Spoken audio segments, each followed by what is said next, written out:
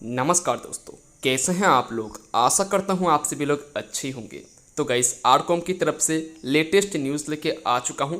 तो जैसे कि आप लोग जानते ही हैं कि इस सेक्टर पे 1 वीक के बेस के अंदर टोटली मार्केट गिरावट पे चल रहा था, टोटली लोअर सर्किट पे था। बट जैसे कि मैंने आप लोगों को पिछले वीडियो में बताया था कि इस सेक्टर पे बहुत ही जल्दी हम लोग को ग्रोथ लेवल देखने को मिल जाएगा। तो देख सकते हैं ऑब्वियसली आज के टाइम पे टुडे पे हम लोगों को 4.70% का जो है इंक्रीज पॉइंट देखने को मिल गया। जहां पर प्रॉफिट की बात करें तो हर एक स्टॉक पे हम लोग को प्लस पॉइंट के साथ 0.17 पैसा का जो है हम लोग को यहाँ पर टोटली प्रॉफिट देखने को मिल रहा है। तो देखिए यहाँ पर जब मार्केट हालांकि ओपन हुआ था तब के समय पे हम लोग को थोड़ा सा हाई जंप देखने को मिल गया, थोड़ा सा इंक्रीज पे था। और उसके बाद 10:35 से टोटली हम लोग को यहाँ पर डिक्रीज पॉइंट देखने को मिल गया। टोटली यहाँ पर गिरावट पे चल रहा था। लोगों को यहाँ पर लग रहा था कि भाई यहाँ पर हम लोग को ग्रोथ लेवल अब नहीं देखने को मिलेगा। आशा एकदम बिल्कुल भी नहीं था। बट यहाँ पर इंक्रीज पॉइंट कब देखने को मिला तो यहाँ पर देख पाओगे 2 बजकर जब 2 बजा तो टोटली हम लोगों को यहाँ पर 2 बजे से हम लोगों को टोटली यहाँ पर इंक्रीज पॉइंट देखने को मिल गया। टोटली अपर सर्किट पे मार्केट दौड़ने लगा।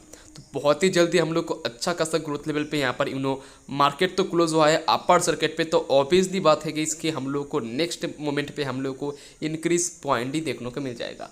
और अगर आप लोग देखेंगे तो मार्केट जब ओपन हुआ था तब के पॉइंट भी हम लोग अगर नोटिस करें यहाँ पर डिक्रीज पॉइंट की तो हम लोग को अच्छा खासा गिरावट देखने को मिला था। जहाँ पर गिरावट की बात करें तो 1.63% का गिरावट आया था। और नुकसान की बात करें तो हर एक स्टॉक पे जो है -0.25 पैसा का नुकसान देखने को मिल रहा था। जो शॉर्ट टर्म इन्वेस्टर हैं उन लोगों के लिए थोड़ा सा यहाँ पर अच्छा खासा नुकसान हुई होगी। बट जो लॉन्ग टर्म इन्वेस्टर है जो वीकली यहाँ पर प्रॉफिट मार्जिन निकालते हैं उन लोगों के लिए कोई ज़्यादा इफेक्ट नहीं है, कोई ज़्यादा नुकसान की बात नहीं है। तो चलिए गाइस, अब हम लोग देख लेते हैं कि बेसिकली इस सेक्टर पे इसका फाइनेंशियल कंडीशन कैसा है, कितना मजबूत है।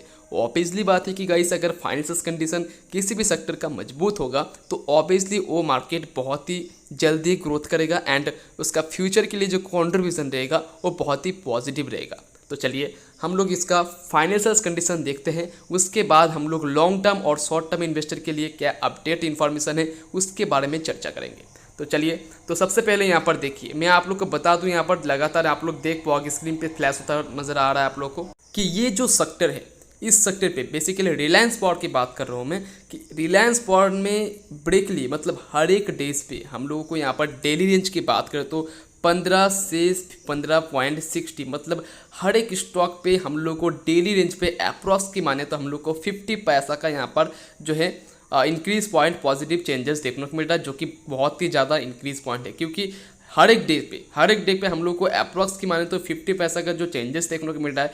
यहाँ पर जो शॉर्ट टर्म इन्वेस्टर है वो लोग अच्छा खासा यहाँ पर प्रॉफिट मार्जिन प्रत्येक दिन निकाल रहे हैं। मान लीजिए जिन लोगों का इन्वेस्टमेंट बड़े अमाउंट पे हो रहा होगा उन लोगों का प्रॉफिट मार्जिन भी उतना ही हो रहा होगा। बट जैसे कि मैंने बताया भी है कि इस सेक्टर पे बेसिकली जो सेक्टर होते हैं पैनी स्टॉक वाले सेक्टर होते हैं तो यहाँ पर प्राइस भी बहुत ही विद मस्त सबसे लोएस्ट प्राइस स्टॉक होते हैं। तो यहाँ पर रिस्क भी उतना ही होता है। अगर थोड़ा सा भी डिक्रीज पॉइंट आ जाए तो आपका पेमेंट उतना ही माइनस हो जाएगा, ठीक है, जितना आपका प्रॉफिट होगा। तो इसको भी आप लोग को ध्यान में रखना है जो बेसिकली शॉर्ट टर्म इन्वेस्टर हैं। अब देखिए मैं आप लोग को बता दूँ कि यहाँ पर जो वॉल्यूम ट्रेड है यानी ट्रेड वॉल्यूम की बात करें तो बेसिकली इस सेक्टर पे रिलायंस के जितने भी सब कॉन्शियस ब्रांड्स हैं सभी पे बात करें तो रिलायंस इंफ्रास्ट्रक्चर हो गया, रिलायंस कम्युनिकेशंस हो गया, सभी पे हम लोग को ट्रेड वॉल्यूम पे बहुत ही बड़ा चेंजेस देखने को मिला है। क्या कि ट्रेड वॉल्यूम की बात करो तो अभी के टाइम पे अभी वर्तमान काल पे मतलब 1 वीक के अंदर जो ग्रोथ लेवल आया है मतलब एक दिन पे अच्छा खासा यहाँ पर लोग जुट रहे हैं। यानी वॉल्यूम की बात करो तो भाई 23 से हम लोग को 24 के यानी 24,000 23,000 इस तरह का ट्रेड वॉल्यूम हर एक मोमेंट पे हम लोग को नोटिस करता हुआ नजर आ रहा है, जो कि काबिलियत बहुत ही बड़ी बात है। तो चलिए हम लोग आप चलते हैं फाइनेंशियल कंडीशन की तरफ।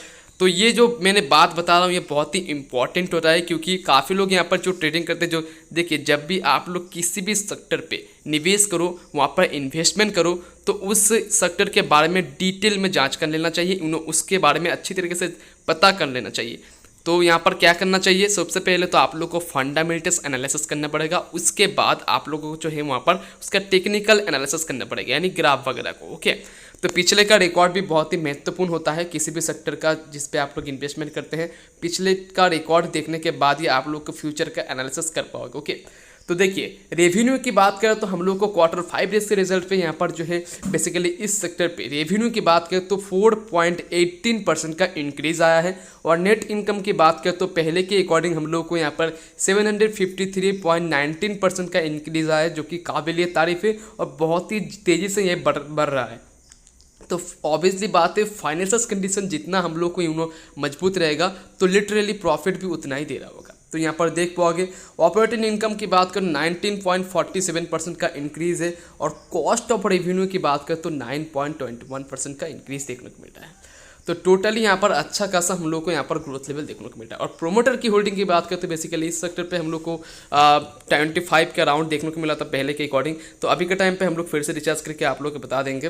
तो देखिए सबसे पहले यहाँ पर मैं आप लोग को बता दूँ कि इसका जो सेंसेक्स पे चल रहा है वो किस सेमी प्राइस है।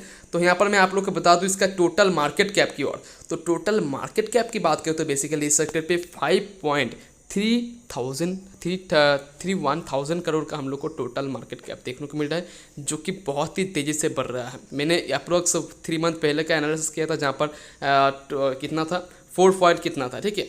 अब 52 वीक का सबसे ज़्यादा हाई जंप देखे रिकॉर्ड कितना किया था 18.25। अब देखिए मैं आप लोग को बता दूं 6 मंथ का ग्राफ सेट के खोलने के बाद क्योंकि यहाँ पर काफ़ी लोगों ने बाय किया था। तो देखिए इस सेक्टर पे 6 मंथ पे जो हाई जंप किया था जो कि 17.40 रुपीज़ गया था। तो यहाँ पर देख पाओगे 22 जून की मैं बात कर रहा हूँ ट्यूसडे को 22 जून को यहाँ पर देख पाओगे 17.40 रुपीज़ सबसे ज़्यादा हाई जंप किया था। मेरे कमेंट के अकॉर्डिंग काफ़ी लोगों ने जो है 16-17 पर भी बाय कर लिया था। काफ़ी लोगों ने उस समय ग्रोथ लेवल पे ही एंट्री ले लिया था, जो कि बहुत ही बड़ी गलती है। बेसिकली पेनी स्टॉक पे कभी भी ग्रोथ लेवल पे इंक्रीज पॉइंट पे कभी भी ट्रेड नहीं करना चाहिए, कभी भी आप लोगों को उस पर एंट्री नहीं लेना चाहिए मेरे अकॉर्डिंग, क्योंकि वहाँ पर नुकसान होने का डर ज़्यादा से ज़्यादा बैठ जाता है, वहाँ पर आपका टोटल रिस्क हो जाता है।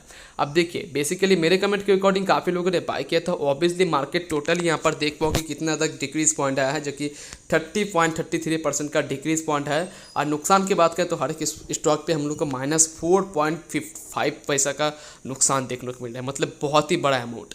जिन लोग का 1 लाख का इन्वेस्टमेंट रहा होगा तो मान लीजिए कितना का उन लोग का इन्वेस्टमेंट कितना का लॉस चल रहा होता।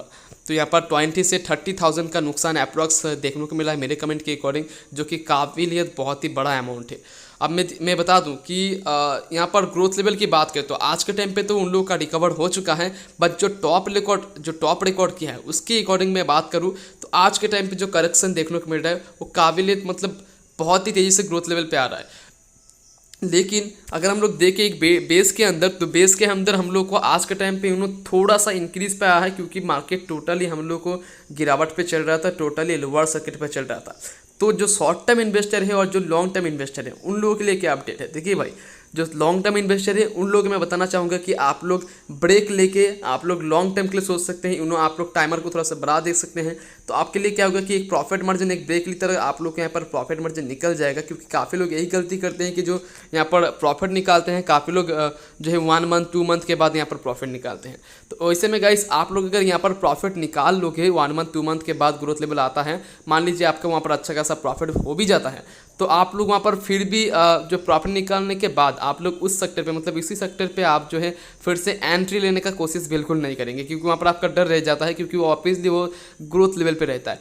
तो ऐसे में आपके यहाँ पर रिस्क ज़्यादा हो जाता है। तो मैं आप लोग को यही सजेस्ट करूँगा कि अगर आप लोग लॉन्ग टर्म यूज़र हैं तो आप लोग 1-2 साल के आप 3 साल आप लोग छोड़ दीजिए, देखिए आपका पैसा कितना डबल होता है। ऑब्वियसली बात है गाइस कि आपको यहाँ पर डबल से भी डबल मुनाफा हो जाएगा, क्योंकि इसका जो कॉन्ट्रीब्यूशन देखने को मिल रहा है पावर का सेक्टर है। तो आप लोग सोच ही पाओगे रिलायंस का जितना भी सबकॉन्शियस ब्रांड्स हैं, जैसे कि मेन रिलायंस इंडस्ट्रीज हो गया, जहाँ पर इसका सबकॉन्शियस जितने भी ब्रांड्स हैं सभी पे हम लोग को ग्रोथ लेवल ऑब्वियसली देखने को मिलता है। जब डिक्रीज पॉइंट आता है तो रिलायंस के सभी ब्रांड्स पे हम लोग को डिक्रीज पॉइंट आता है, लेकिन उसका जो हल होता है जो कि देखिए एक कंपनी और एक कंपनी रिलायंस का सबकॉन्शियस जितने भी ब्रांड्स होते हैं सभी एक कंपनी के साथ जो है कोलैबोरेशन होता है, उसके साथ कम्युनिकेशन रहता ही है। तो ऐसे में गाइस आप लोग सोच सकते हैं कि कभी भी हम लोगों को यहाँ पर डाउन सर्किट की बात करें तो कभी भी नहीं आएगा।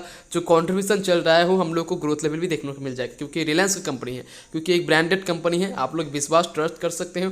जो जितना भी इन्वेस्टर होते हैं सभी ट्रस्ट करके ही कंपनी पर इन्वेस्टमेंट करते हैं। अब देखिए जो शॉर्ट टर्म इन्वेस्टर हैं उन लोगों के लिए बता देना चाहूँगा कि बेसिकली मेरे एक्सपीरियंस के अकॉर्डिंग मैंने यहाँ पर जो प्रॉफिट मार्जिन कमाया है जो मेरे पोर्टफोलियो पे मैं आप लोग को दिखाऊँगा। तो देखिए मेरे एक्सपीरियंस के अकॉर्डिंग मैं आप लोग को बता सकता हूँ कि अगर आप लोग एक दिन के प्रॉफिट के बजाय इंटरडे पे तो कभी भी आप लोग ट्रेडिंग ना करो, तो मैं आप लोग को यही सजेस्ट करूँगा कि इंटरडे पे आपका फुल टू फुल रिस्क हो जाता है। ऐसे में आप लोग इंटरडे पे कभी भी ट्रेड ना ही करो तो आपके लिए बेटर रहेगा।